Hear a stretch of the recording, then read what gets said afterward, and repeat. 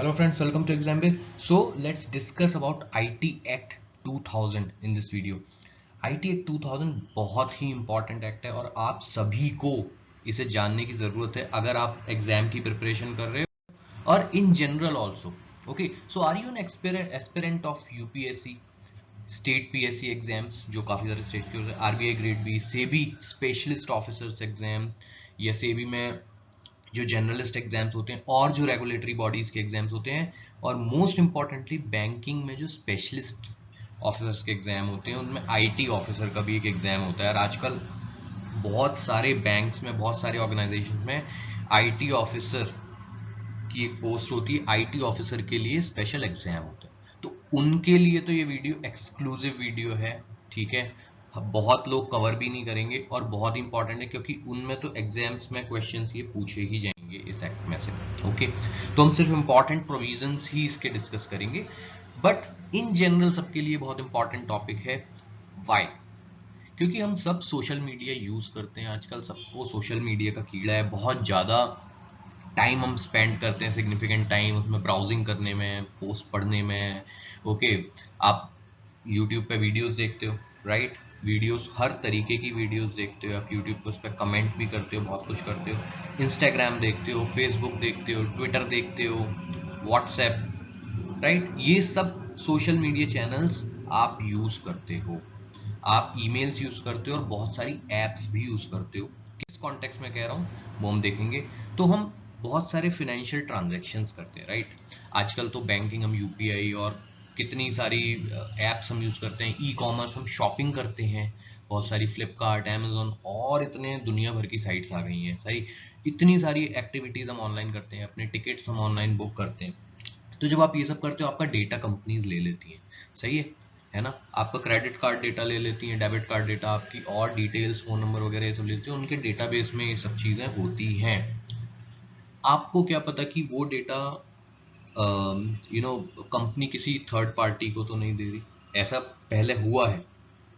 तो ये सब एक्टिविटीज होती हैं, अब तो बहुत रेगुलेटेड हो गई हैं और जो बड़ी कंपनीज होती हैं ऐसा नहीं करती हैं, बट स्टिल अगर आप सोशल मीडिया यूज करते हो, जो हर कोई करता है, तो आपको पता होना चाहिए। We share a lot of data with entities we don't know. हम बहुत सारी डिटेल्स ऐसे शेयर करते हैं। We post a lot of data.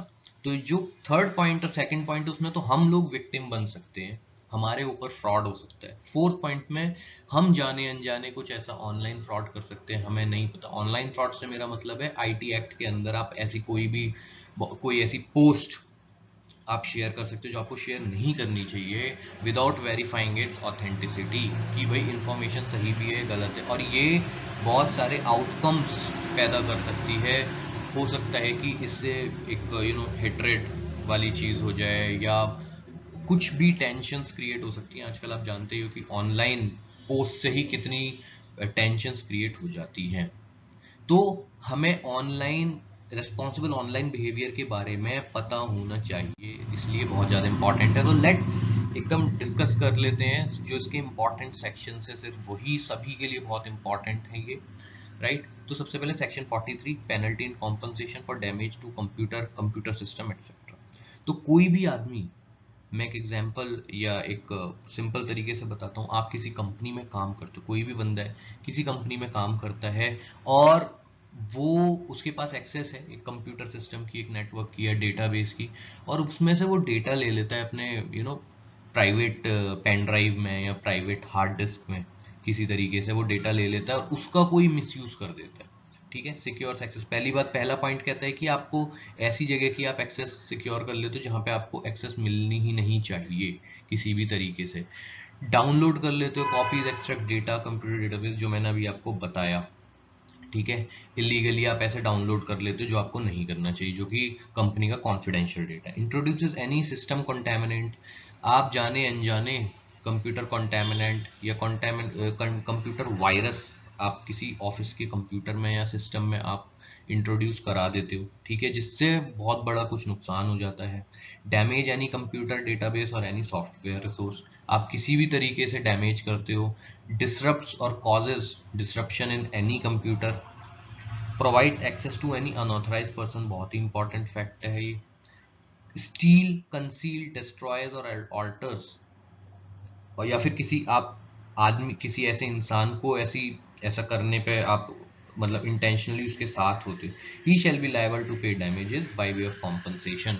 तो ये तो आपका बाय वे ऑफ कॉम्पनसेशन में कुछ चीज़ होंगी सी, अगर जैसे कंप्यूटर डैमेज हो जाता है तो आप कॉम्पनसेशन दे के बच जाओगे, पर इसकी पेनल्टी है, इसकी पनिशमेंट भी है, वो हम आगे डिस्कस करेंगे। पहले सेक्शन 43A देख लेते हैं, ये आपके लिए है।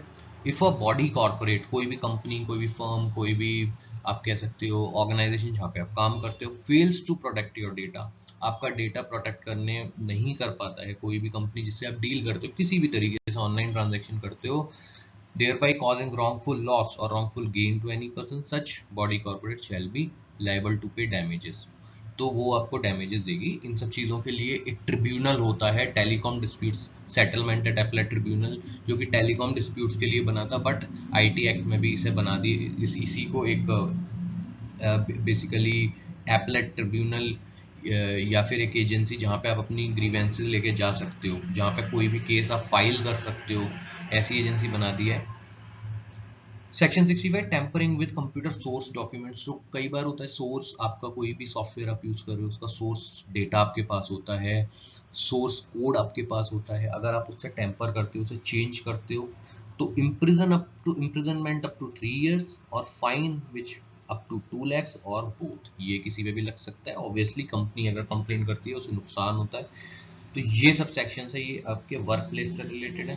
Computer related offences, if a person dishonestly और fraudulently does any act referred in section 43, जो हमने अभी पढ़ा था, बहुत सारी चीजें, he shall be liable with punishment for a term which may extend up to 3 years and fine 5 lakhs और both। तो इसमें पनिशमेंट तो 3 साल का होगा, और 5 जो फाइन होगा वो 10 लाख तक भी पहुंच सकता है, उससे ज्यादा भी हो सकता है। सेक्शन 66B, सेक्शन 66A हम डिस्कस नहीं कर रहे हैं, क्योंकि एक तो वो रिपील हो गया है, ठीक है। दूसरा बहुत ही कंट्रोवर्शियल सेक्शन हो रहा है सेक्शन 66A की, आप ऑनलाइन कुछ भी पोस्ट कर देते हो तो उसमें काफ़ी सारी कंट्रोवर्सी रहती है, तो सुप्रीम कोर्ट ने बोला था कि सारे केसेस में विड्रॉ कर लिए जाए।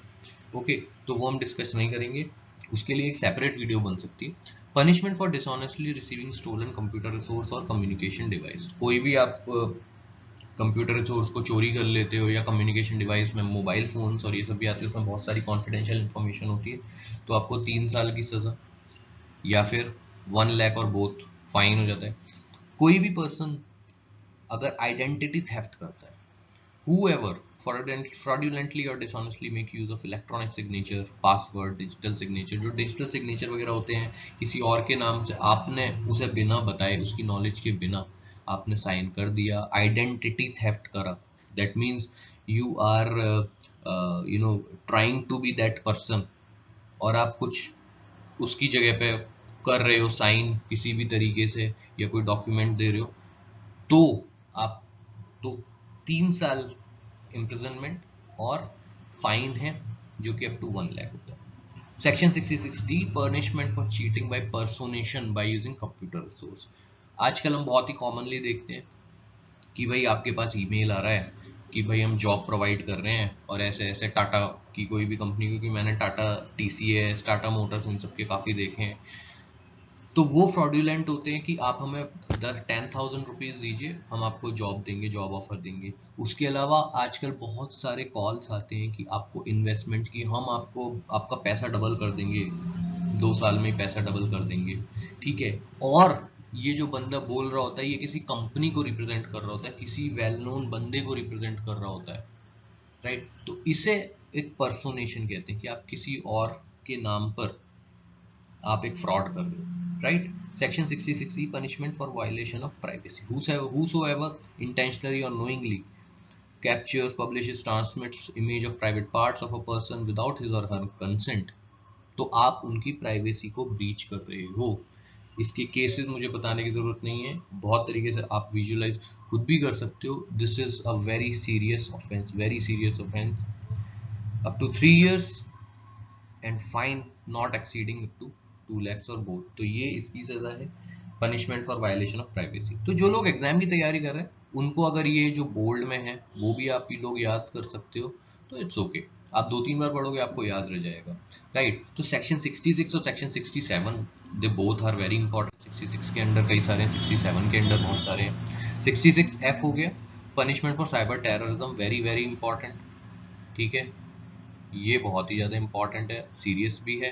तो अगर आप अपनी पोस्ट कुछ ऐसा पोस्ट करते हो, कुछ ऐसा पब्लिश करते हो जिससे कि एक कंट्री की यूनिटी, इंटेग्रिटी, सिक्योरिटी या सॉवरेनिटी हमारे देश की, या फिर उसमें terror, to strike terror in the people, in the minds of people, आप ऐसा कुछ करते हो, दंगे भड़काने वाली चीज़ होती है किसी भी पोस्ट के थ्रू, तो आपने साइबर क्राइम किया है, cyber terrorism, shall be punishable with imprisonment which may extend up to imprisonment of life। इसके पनिशमेंट से ही आपको पता लग रहा होगा, ठीक है।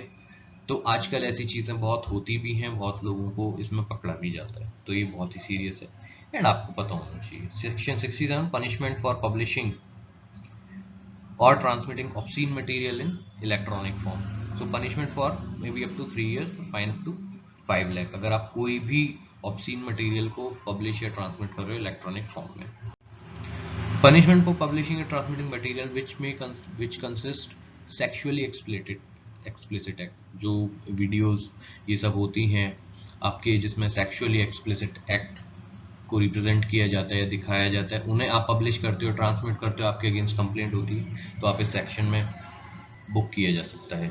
Section 67B punishment for publishing और transmitting of material depicting children in sexually explicit, तो ये तो चाइल्ड पोर्नोग्राफी का केस हो गया। अगर आप कोई भी इसे ट्रांसमिट करता है, पब्लिश करता है, तो उसके लिए भी सजा है up to 7 years, fine which may extend up to 10। But इसमें एक केस है कि अगर आप साइंटिफिक उसके लिए गुडविल में, गुड फेथ में अगर ऐसा कुछ कोई मटेरियल पब्लिश कर रहे हो तो वो इससे एक्सक्लूडेड है, वरना तो साइंस की बुक्स भी इसके अंडर आ सकती है, राइट। सो ये इंपॉर्टेंट पॉइंट्स से, इंपॉर्टेंट सेक्शंस से आईटी एक्ट के, जो सभी को पता होने चाहिए। Thank you.